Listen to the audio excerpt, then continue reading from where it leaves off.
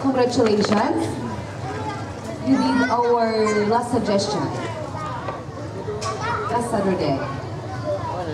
And you know, you are so beautiful tonight. And I'm sure of that even without makeup. You have a tough voice, really.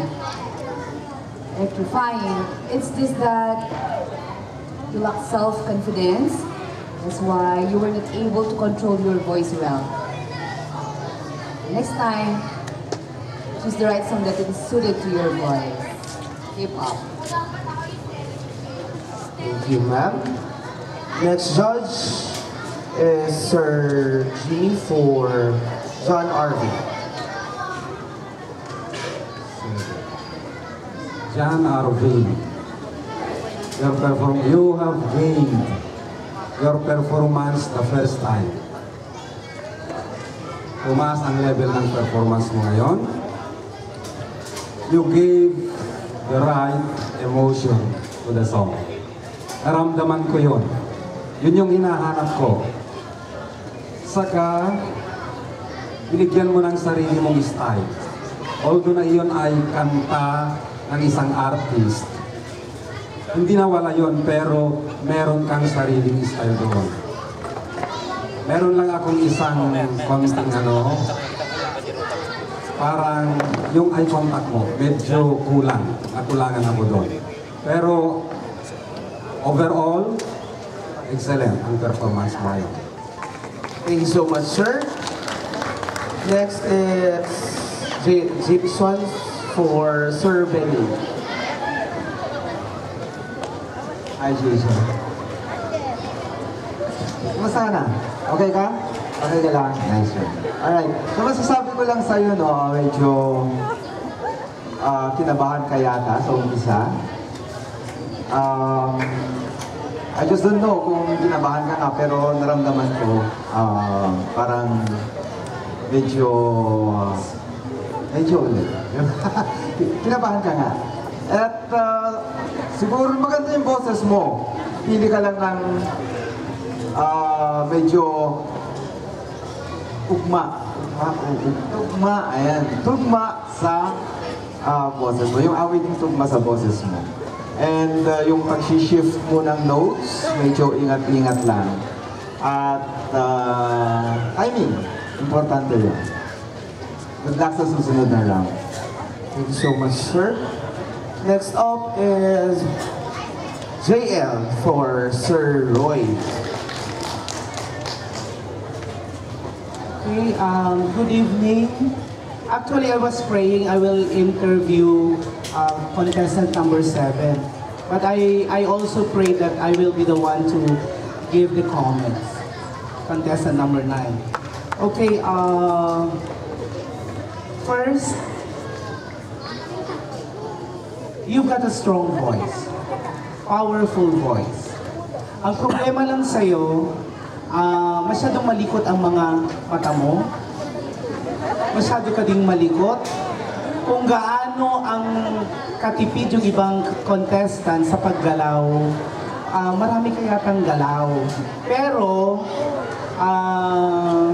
hindi naman yun nakadisrupt sa amin. May mga napuna rin ako na lyrics na hindi maganda ang enunciation, kaya dapat careful ka din doon.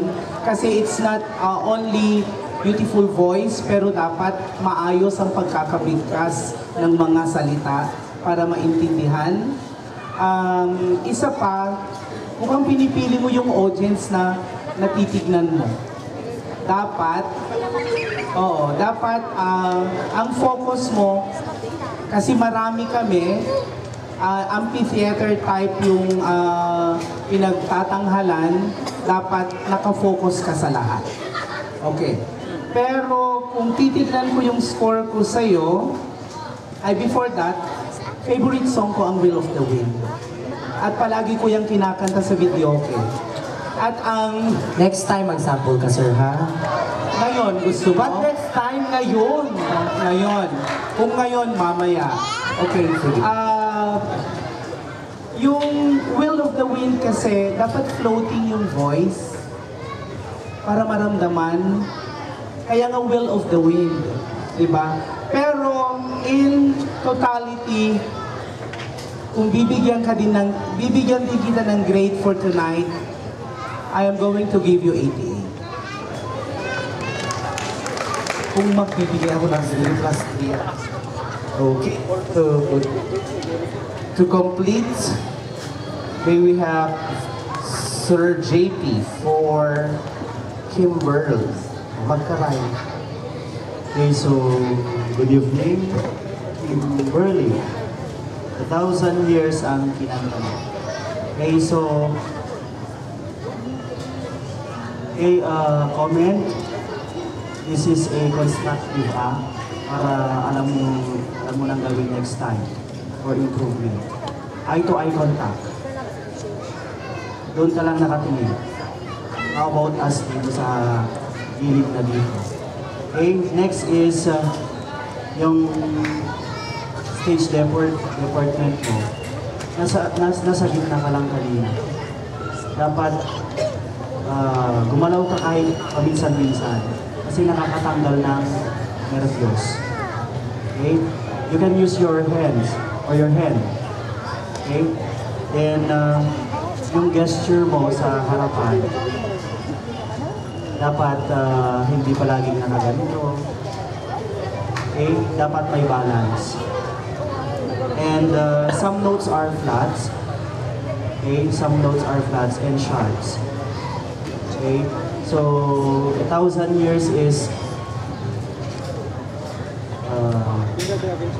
pangin naman sa boses mo, pero mas naging rocker pa siya kasi ano siya mild rock. Okay? So next time, galingan mo pa kasi hindi naman masama yung binigay ko sa'yo. Okay? Mataas. Okay? Yun lang yung masasabi ko. So congratulations. See you next Saturday. Thank you so much.